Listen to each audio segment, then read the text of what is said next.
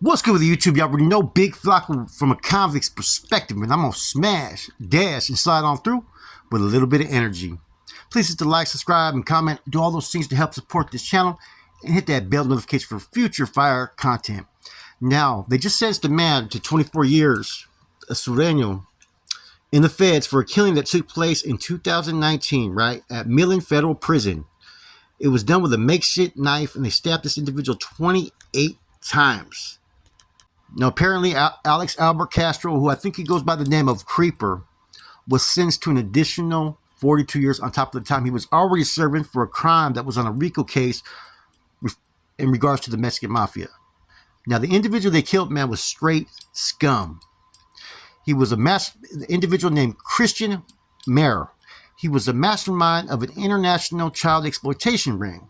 So this type of crime, like I said, that this individual had committed, man, these are the consequences that happen for those who commit these type of crimes. And in a lot of people's eyes, justice was served. But this article kind of was interesting that I read, right, in the reference of what was being said by certain groups in regards to this sentencing, man. Like, they kind of felt like this was justified. Now, apparently this dude, Mayer, was kicked, stomped, stabbed over 28 times, and he was thrown down a flight of metal stairs. Now, this individual, Mayer, he was 40 years old at the time of his death, right? Was founder of a computer graphics company. He was killed 1 month after being sentenced for heading an online group that perfected preying on preteen and teenage girls. They used to pose, posing as teenage boys. They used to troll these social media sites to lure their victims into private online chatting rooms. They manipulated over 100 fucking children. So this was a sicko, this dude, Mayer, man. Now, they got them to perform certain acts on camera, which is, man, like I said, man, justice was served regardless, man. I don't try to promote or advocate for any violence, man, but there's certain people with these type of hideous crimes, man. Hey, we all got kids, and we, worry about them every day. And to hear about such predators that prey upon children, man, you know what I'm saying? To me, man, this is, like I said, there's certain acts of violence that I don't advocate or promote, but I have no problem with. Now, he had two other people that were his co-defendants, which was Adam Creeper Wright, who got 24 years, and then Jason J. Kajego, 44, who was found guilty of second-degree murder and got 28 years. Now, this right here is going to be the kicker. The U.S. Attorney, Don Eisen, said in the statement, "This sentence sends a message that assaults and murders in our prisons will not be tolerated. We will not turn a blind eye to violence committed by inmates, and we will ensure that those who put the safety and security of other inmate and prison staff at risk will face substantial additional punishment." So basically, right, these dudes did something that I bet you every correctional officer at this fucking prison was fucking okay with them doing.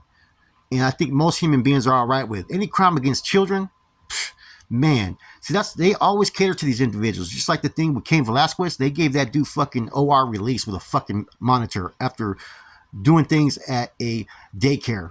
I don't get the system, man, sometimes, They're quick to sit there and go after gang members and whatnot. Yet this right here was a gang in itself, the crimes that this dude committed, man. He was head of it, destroying many children's lives, man. And I think that's worse than any of the crimes that any gang members have ever committed. Now, apparently, Castro, who's actually a former resident of Montana, was already serving time and was awaiting sentencing for distributing hundreds of kilos of cocaine and heroin that was imported from California and was sold in Grand Rapids. Now, he went by the name Sniper. Now, he's already had one racketeering conviction for smuggling drugs into California prison as a member of the Sureno street gang through its affiliation with the Mexican Mafia, which is typical.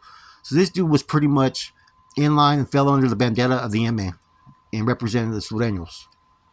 And once again, his name was Sniper. It was not Creeper. Creeper's actually his co-defendant on the case. Now, this is how the media grandstands. They're saying that the attack during a reign of terror allegedly involved inmates at the top of the prison hierarchy targeting victims at the bottom, sex offenders and suspected child molesters, or as they are known in prison as chomos. Now, they had a problem trying to convict him. They had a unanimous decision before in a first degree and second degree, but he just pled guilty to second degree. Now, I don't like how they're saying that a reign of terror. It's unfortunate that the system tries to protect these men. Like I've always said, there's certain things that you can't fix, and it's those that commit crimes against like kids and whatnot. Most of us who commit crimes out in the streets, we're a product of our environment. It's all about survival. Though with people like this that, were the victims in this, I don't look at them as victims, man. I look at those kids. Anybody who destroys the innocence of a child should should deserve the worst type of consequences, period. And I think that they should let the inmates deal with it, man. Why give them safety? Those kids didn't have the safety when they were fucking luring them in and doing all that scandalous shit. You know, it's hard to have any type of sympathy. And I know that we're not supposed to act as gods, right? But truth be told, I can't help but feel a certain way when it comes to these type of predators, period. Now, this next statement got me. And it was through Devin Kowalski, special agent in charge of the FBI's Detroit field office. He said this senseless murder committed by Dr. Castro and his co-defendants jeopardized the safety of correctional officers, staff, and inmates. This sentencing serves as a deterrent to promote a safe and secure environment for both staff and inmates. I mean, it's kind of hard to have a bunch of people who have a code of conduct in the prison system and expect them to be able to coexist with individuals with such crimes. You know, and if you put them out there, what do you expect? You know, truth be told, it's either you let what's going to happen and say, you know, we're not here to fucking provide safety. You commit a crime, you have to do the time, or you got to protect them. There's no in between, because what they're trying to say is they're forcing regular individuals who whatever they're in there for distributing fucking drugs or whatever they may be smuggling, and they're in there doing their time. It doesn't mean they have to accept being around individuals like that. Some people have kids. Some people have, you know what I'm saying, their nieces, their nephews, their grandkids. Some people themselves were touched as kids. And so you're putting them in an environment to where this is what's going to happen. So for the prosecuting attorney and for this field agent to say that, man, you really got to do your homework, man. What would you do if you were in that situation? This is the lowest of the scum. You're not protecting the prison by putting those individuals on that yard with these individuals. So this pretty much to me is accountability that the BOP needs to hold. You know, I guess each state, you know, federal branches and how they decide to operate their functions are going to be a little bit different because they have a little bit of discretion of how they're going to run their facilities. But what else can they expect, man? I mean, it's hard for me to have any type of sympathy to these type of individuals.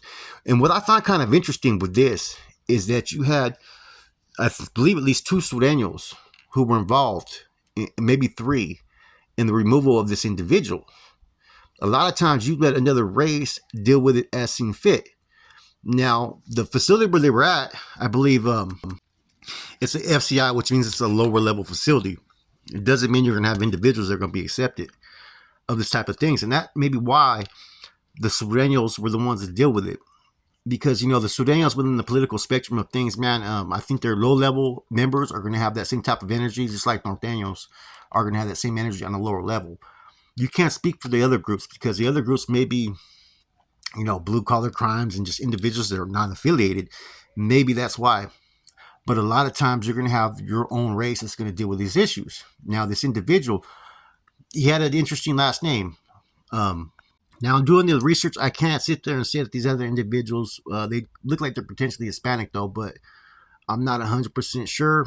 But they're all from different walks of life, and they were all doing their time there, man. And, you know, as convicts, it's unfortunate that some people get put in those situations to where you're going to have to act, man. And, you know, we never think about, you know, what happens to these individuals that commit these crimes, that what we feel in a lot of our eyes as justice, you know. When it comes to kids, you know, a lot of us have kids. It's close to our heart. And when we hear about things like this, it's a tragedy. We feel for the families and we feel for the victims. And this individual, man, this dude was high profile, man. That's the funny thing about it, man. This dude was all over the news. And so they must have thought that this was going to be some sweet time that he was going to be able to do. They gave this dude the business. They threw him down a flight of stairs. They stomped him out. They stabbed him 28 times. So, you know, his death wasn't some easy, just instant kill. They tortured this individual. And, you know, like I said, you know, it's hard to have any type of different sympathy. And I want to ask people, how do you feel about that, man? Like, as an individual, right, that has kids, when people take justice in their own hands, this vigilante justice, right? In my eyes, man, because I think a lot of the public feel the same way. It's just that we're supposed to be humane in our actions. We're not supposed to condone that type of behavior. But at the same time, people like judges and whatnot have made decisions to send people to the fucking gas chamber, right? Or lethal injection. You know what I'm saying? We're giving up sometimes one individual that power. You know, and a lot of times, all of us, the majority of us feel like this dude probably deserved to get killed. You know what I'm saying? I mean, he deserved to get the death penalty. But like I said, they cater to these individuals, man. You know, I've seen it time and time again, man, where they give them a slap on the wrist and only to commit another crime against kids again. So there's something definitely that's wrong with our system that needs to be looked into. When you get someone like Cain Velasquez, who's another example, who went over there in a feeling of rage, right, because of what was done to his child and other children at that daycare center, and they let this man fucking out on OR with a fucking ankle monitor. That's something that I could never understand. You know what I'm saying?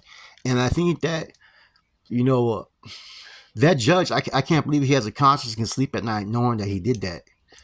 Now, I think that individual was also out after a previous arrest for some similar type of actions, if I'm not mistaken. I may be wrong, but if they would have been doing their job the first time, I believe, a lot of kids would have been protected, man. And that's the problem sometimes, is that we see these actions, they're revealed, and a lot of times they get protected. You know, these gentlemen that partook in this, what they're calling a crime, I'm calling it as vigilante justice. And instead of giving them time, they should be shading off some time. With that said, it's your boy Flacco, Comics Perspective. I'm gone.